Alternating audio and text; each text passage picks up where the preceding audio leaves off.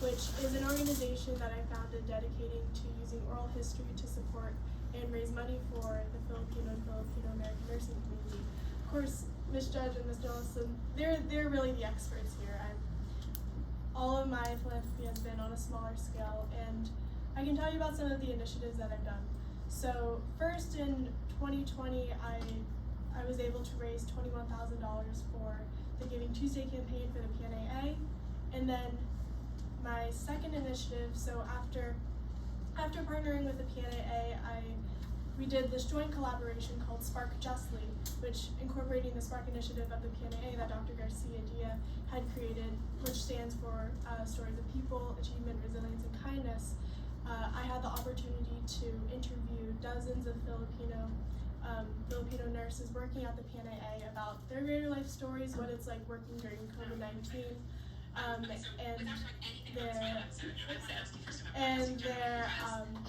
what it was like working during COVID-19, and what it was like immigrating from the Philippines to America. And from the information and what I've learned from after interviewing all these nurses, it gave me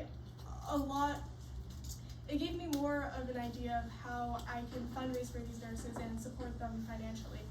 So in a lot of the interviews, nurses expressed how they wanted to feel appreciated and recognized for their hard work during the pandemic.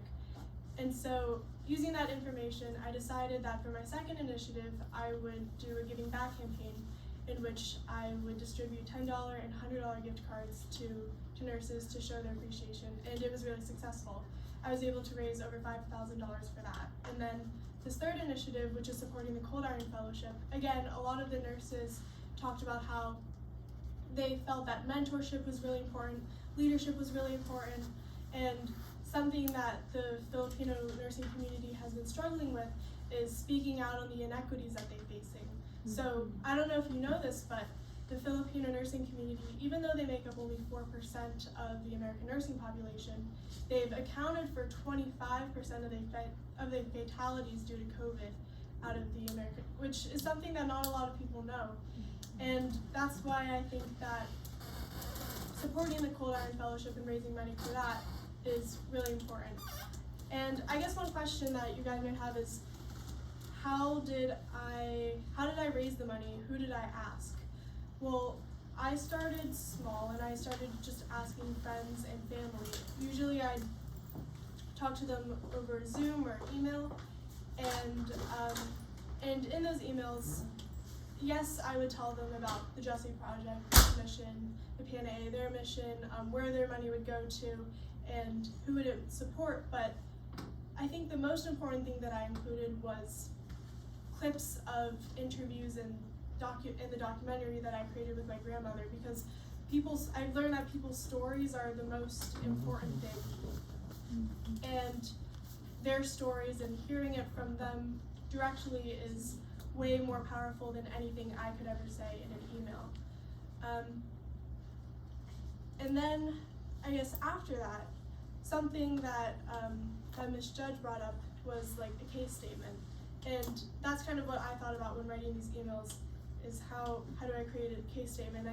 And again, going back, I think the most important thing is stories, because reaching out to an individual with stories, it evokes empathy and an appreciation and gratitude, and it's a lot easier that way. But again, I'm not a professional at this. I'm still very new to it. So that's what I learned so far. Oh, and also social media. Yeah, social media is a huge thing that I've done at the Justly Project, and using social media like Instagram, Facebook, Twitter, and YouTube has been really successful for me. Not only have I used social media to reach out to our international communities, like people working in the Philippines, but I've also used social media in a way to update donors. I guess that answers the question, like, that donors might have, like, where is this money going specifically? And using social media, I'm able to update them and get even more support from them through that. So yeah, that's what I've learned so far. And I'm gonna hire you.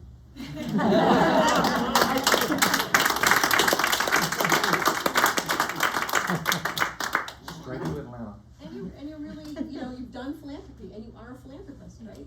You've raised the money and you've given it away, and your point about stories is just so, that's, people give to people and people give to you know, one story, not necessarily 100 lives saved, but like that one story. So I think that's really important to bring out. And again, you know those stories, and your team know those stories because they're seeing them every single day. Yeah.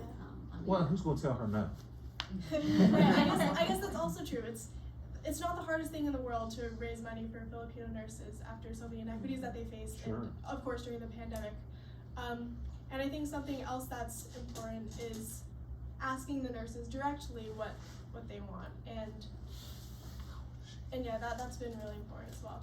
And don't you think you've gotten more involved, which makes you more passionate? Like the Yeah. more time that you've done, Definitely. you are more passionate. Yeah, and through people's stories, and that's why I think I'm able to spark passion in other people by sharing the stories of the nurses. So, Elizabeth Grace, Gigi, tell the story of your grandmother. Yeah, of course. So I've always been fascinated about my grandmother's story.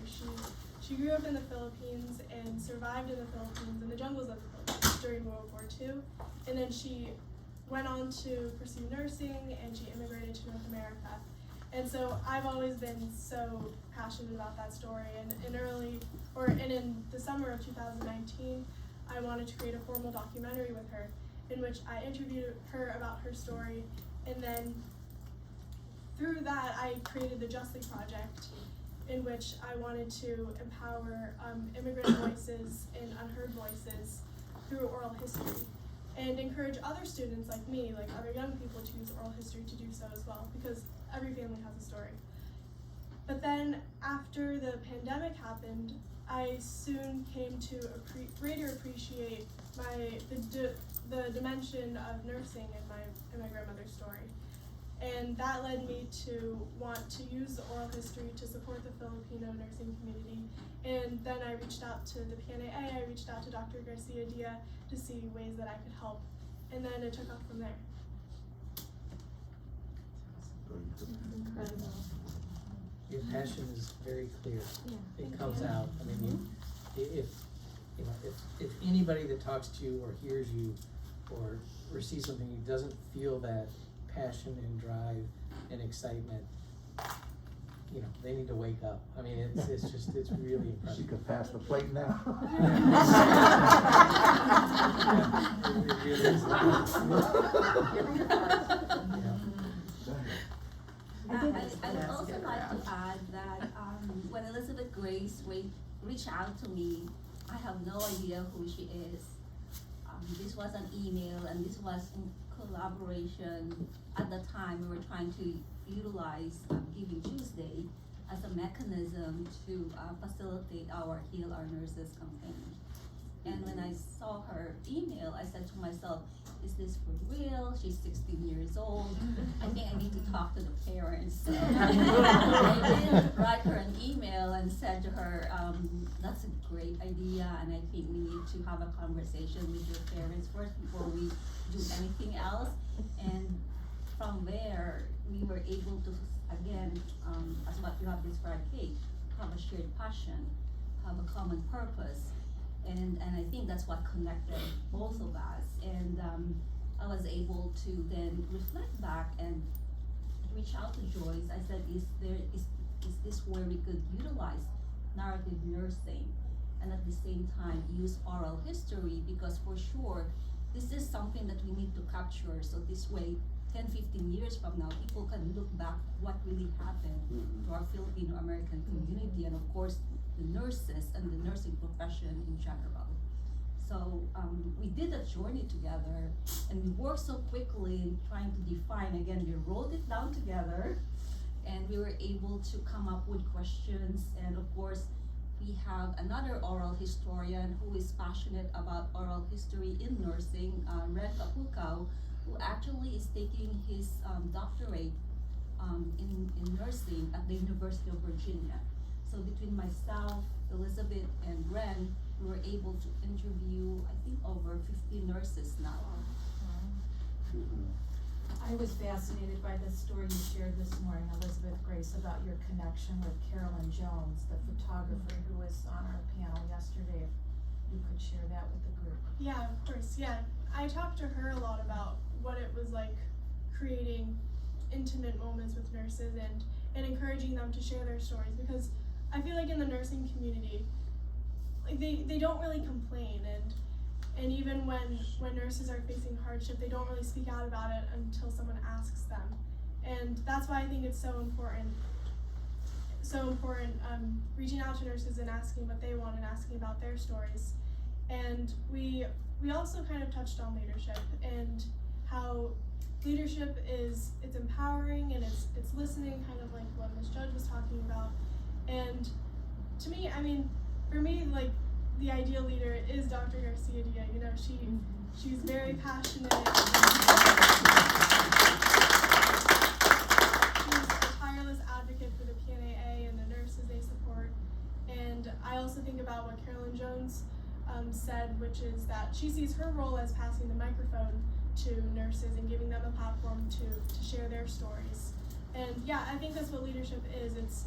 It's creating an environment to support these unheard voices, and it's also, you know, creating positive change.